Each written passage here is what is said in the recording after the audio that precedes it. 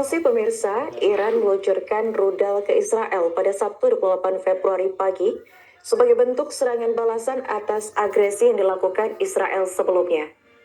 Serangan rudal ini diketahui mendarat di wilayah Teheran, tepatnya di Jalan Universitas dan Distrik Jamhuriyah yang berlokasi dekat kantor pemimpin tertinggi Iran, Ali Khamenei. Di hari yang sama, Kementerian Pertahanan Israel mengklaim bahwa sistem pertahanan mereka berhasil menangkis rudal balistik yang dikirim Iran. Meski demikian, serangan tersebut memicu sirine peringatan berbunyi di seluruh wilayah Israel bagian utara. Pejabat Iran menegaskan bahwa peluncuran rudal balistik itu merupakan respons langsung atas agresi Israel yang terjadi pada pagi hari. Sementara itu, Presiden Amerika Serikat Donald Trump turut memberikan pernyataan terkait eskalasi ini. Ia menegaskan bahwa langkah Amerika Serikat bertujuan melindungi rakyatnya dari ancaman kekuasaan pemimpin tertinggi Iran. Trump juga menuduh Teheran berupaya membangun kembali program nuklir serta mengembangkan rudal jarak jauh yang dianggap mengancam Amerika Serikat dan sekutunya. Dalam keterangannya, Trump mengklaim telah berbicara dengan Korps Garda Revolusi Islam Iran atau IRGC dan mendesak para anggotanya untuk menyerah. Pernyataan ini muncul setelah sebelumnya pada Jumat 24 Februari, Trump menyatakan ketidakpuasan atas situasi terkini dan kekuatan militer Iran. Ia menegaskan bahwa Iran tidak boleh memiliki senjata nuklir, meski mengakui bahwa proses negosiasi berjalan dengan alot. Trump menambahkan bahwa jalur diplomasi tetap menjadi pilihan utama Amerika Serikat dalam menyelesaikan isu nuklir, namun ia kembali menekankan larangan bagi Iran untuk memiliki senjata tersebut.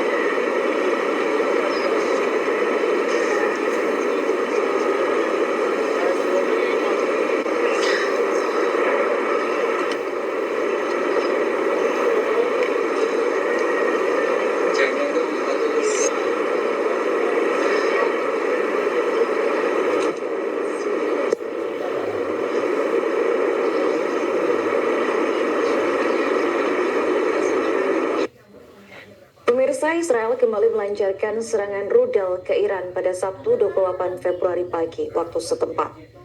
Serangan ini memicu ledakan hebat di sejumlah wilayah ibu kota Teheran.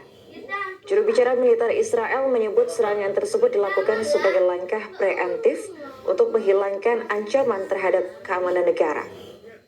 Menurut laporan media Amerika Serikat dan Israel, agresi ini ternyata telah dikoordinasikan dengan militer Amerika Serikat. Ledakan terdengar di kawasan Teheran Tengah, tepatnya dekat kantor pemimpin tertinggi Iran, Ayatullah Ali Khamenei. Tak lama setelah serangan dimulai, Israel mengumumkan keadaan darurat nasional dan menutup wilayah udaranya sebagai antisipasi kemungkinan serangan balasan berupa rudal maupun drone dari Iran. Serangan ini terjadi hanya beberapa jam setelah Presiden Amerika Serikat Donald Trump menyatakan ketidakpuasan atas perkembangan terbaru dalam negosiasi program nuklir Iran. Trump mengungkapkan frustrasi terhadap sikap Iran dalam putaran ketiga pembicaraan di nuklir di Jenewa, dan sehari setelah perundingan berakhir, ia mengaku belum mengambil keputusan final terkait ancaman serangan militer terhadap Teheran.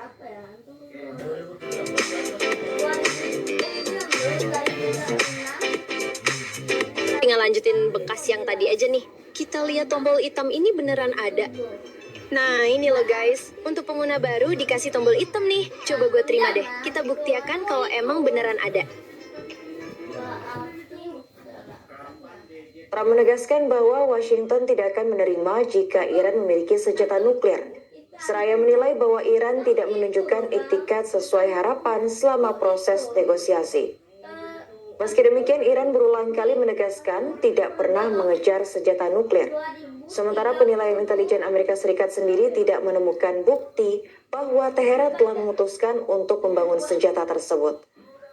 Kendati demikian, Amerika Serikat dan Israel tetap bersikap skeptis terhadap komitmen Iran, terlebih setelah keduanya dilaporkan melakukan kampanye pemboman besar di Iran pada Juni lalu.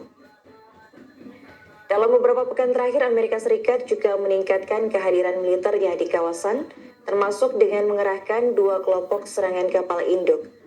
Hingga kini pihak Iran belum memberikan pernyataan resmi terkait dampak maupun langkah balasan atas agresi terbaru tersebut. Kembalinya serangan Israel terhadap Iran ini menjadi penanda adanya potensi eskalasi lebih luas di kawasan Timur Tengah.